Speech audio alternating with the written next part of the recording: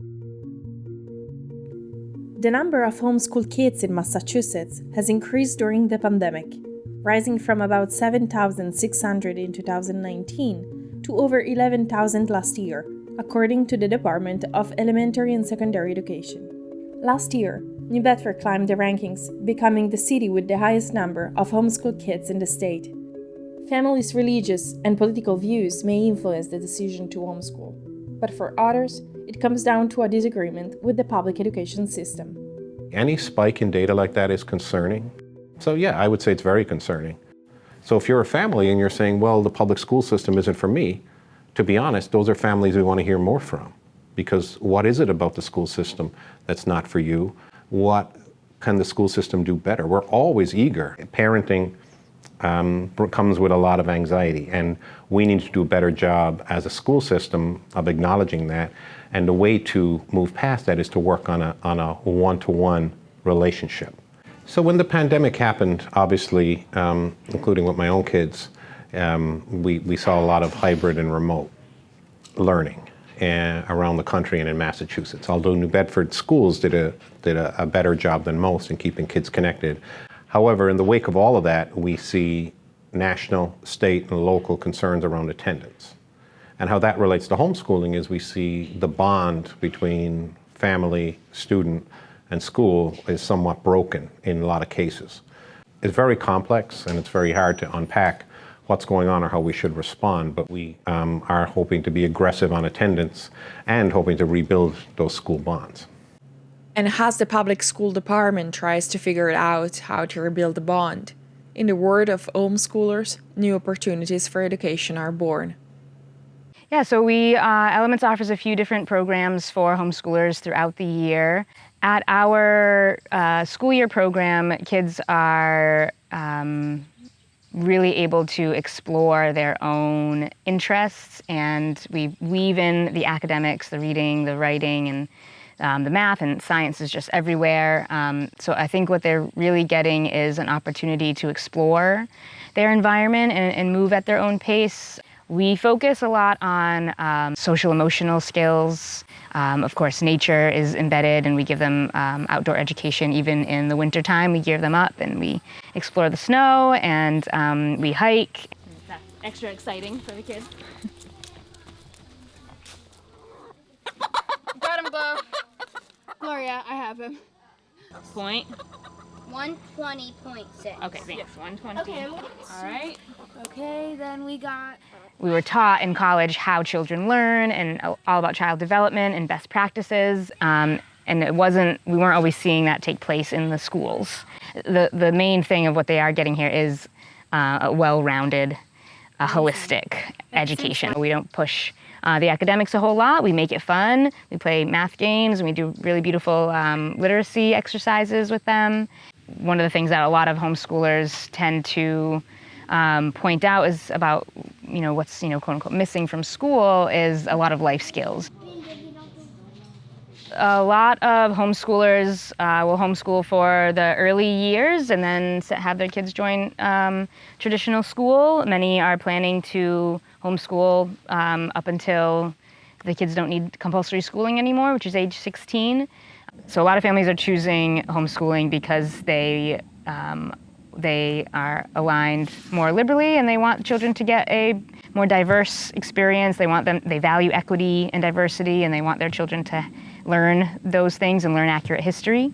And other folks are conservative Christians, and they want to make sure that their kids aren't learning about gender or aspects of history or culture that they wouldn't teach their children. So we see it really on both ends. So I feel like there's a really wide range of homeschoolers. And many families are homeschooling and they really don't have strong political preferences, and they just, might not even talk with their kids or focus on that, and they just, want to do what they want to do because they want to be in control. Or, a lot of families nowadays too, we hear, are starting to worry about the safety in schools, and they don't want their children to have to do shooter drills.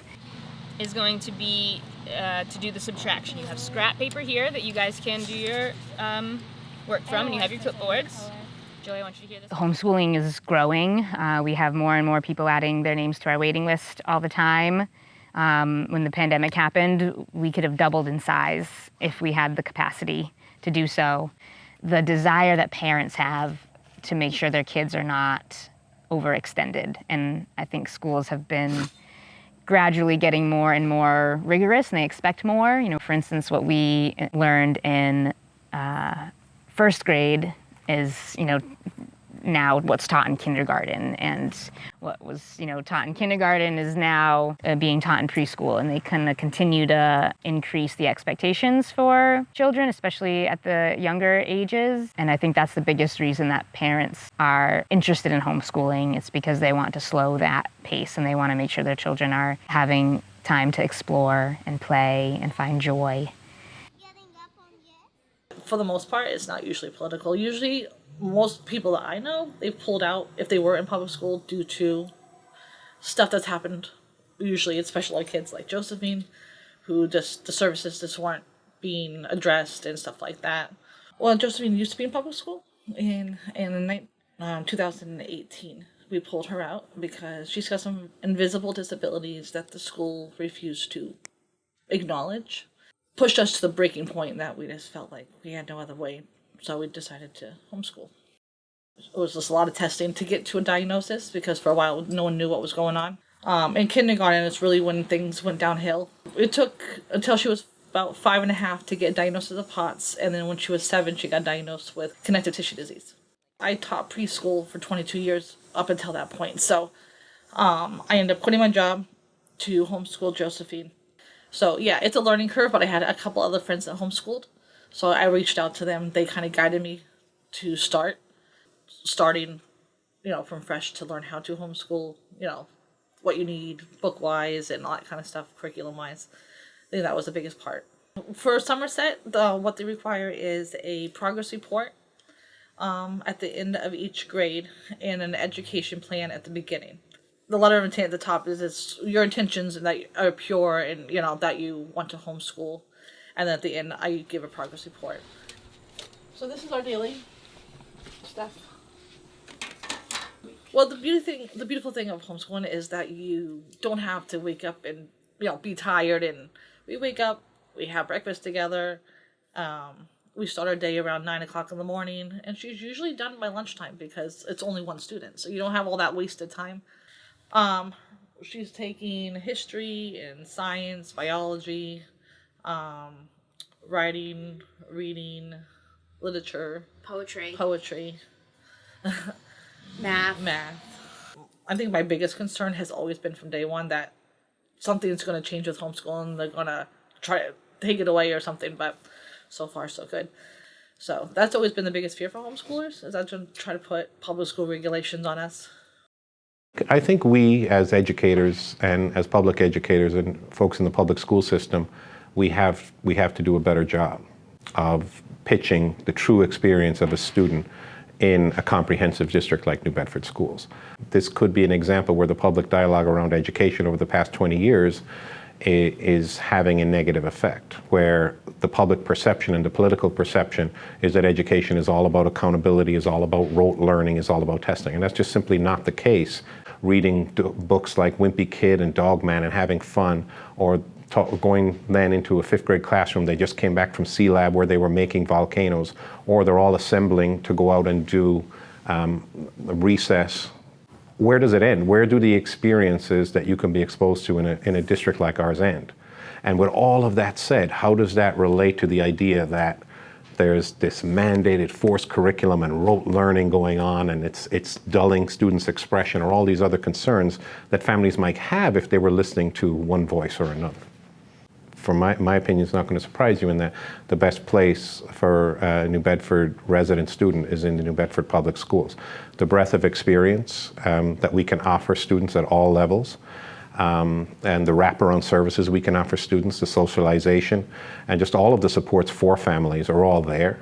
And so it is the best place. So, and I think from a policy perspective, the state invests significant amounts in public education, and so the state has a vested interest in ensuring that public education succeeds. I don't believe that homeschooling models are the most effective education delivery model. where are the breaks in the bonds between your traditional school and the family? Are there steps we can take as a district to strengthen those bonds or make those transitions easier and more secure for families? These are concerns we want to hear. These are stories we want to hear. At the end of the day, as a comprehensive school district, we do serve the broader community much more so than selective or screened admission schools. So our mission is the community at large, and homeschool families remain there. Like I said, structurally, we don't have mechanisms to push into homeschooling once it's approved, but I think we can do a better job keeping a dialogue up with these families in terms of getting them reconnected.